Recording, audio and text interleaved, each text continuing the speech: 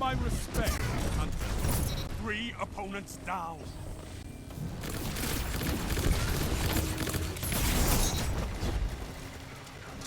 Zone B lost. What can stop you? Hello everyone, I'm CoolGuy, welcome back, and today we're going to be covering the updated young Ahamkara spines. I was going to do 300 exotics in one review, but the more that I use these, the more they warranted their own review. Because once you learn how to make these things shine, you're going to be amazed. I personally can't take them off. But it wasn't always like that. When I first saw the patch notes, I was unimpressed. But once I dug into them, I am convinced that these are a very good exotic. These involve the trip mine. The regular trip mine has a 10-second duration at base. The old Ahamkara spines before this buff extended the duration, and when you hit someone with a trip mine, it tagged them, kind of like how a Night Stalker would. But with patch 1.2.3, they gave the trip mine more health, increased blast radius, a new sound effect was added to differentiate them from other trip mines. You can throw them faster, they removed the marking ability, and solar ability hits now grant 33% trip mine damage. That's hits, not kills. For the duration, it extends the duration from 10 seconds to 30 seconds. For the increased blast radius, the blast radius is 10 meters whether you have on this exotic or not for the trip mine. However, at 10 meters, the furthest point at which it's going to trigger, the Ahamkara spines do the full 160 damage at that distance, whereas a regular trip mine is less than half than that, 60 or 70 damage. For health, a regular trip mine can be one shot. Now the spine trip mine is right around 100 health, and that health is half damage. So if your scout does 30 to a guardian's body, it does 15 to the trip mine. If an SMG does 16 to the body, it does 8 to the trip mine, and so on. It takes a lot of damage. 7 shots from a scout rifle, 14 shots from an SMG. It doesn't go down easily.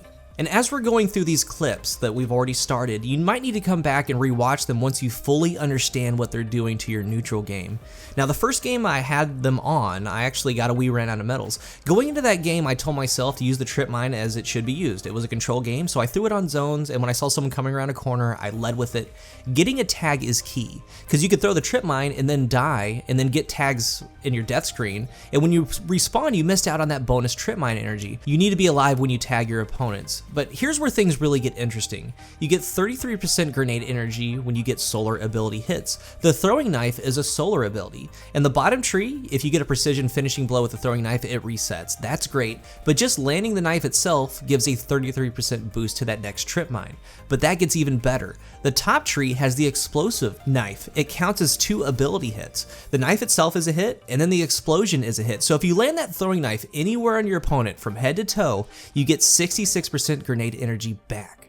So when running this exotic, you need to invest in mods. The Gunslinger is the only hunter subclass that can have 3 melee mods. So there's a couple ways you can go about it. You can go 2 grenade mods, one's located on the helmet, the other on the legs, and then 2 melee mods. One's going to be on the chest, one's going to be on the cloak.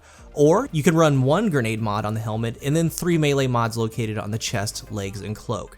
I personally run 3 melee mods because I value that 66% boost, and I feel that's way more important than adding 1 extra grenade mod for a passive cooldown. Because once I get that throwing knife, I am immediately searching to hit someone with it because it's a big boost to that grenade energy.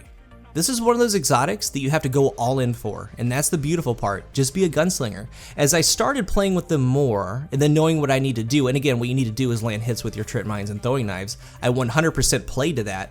Went all in on doing that. I started having really good games with these. I actually had my longest streak of my Destiny career of 37 opponents defeated with these.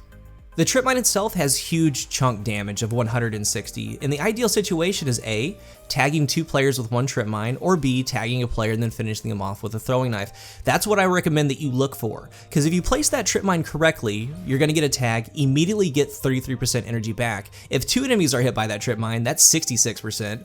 Then you start looking for a throwing knife, and then it fully resets. Now with the explosive knife, even if you miss the knife itself, the explosion can get a tag. Be tactful with your trip mine placements and know what you need to do to succeed. Again, always look for the trip mine hits, always be looking to land your throwing knife once you get it.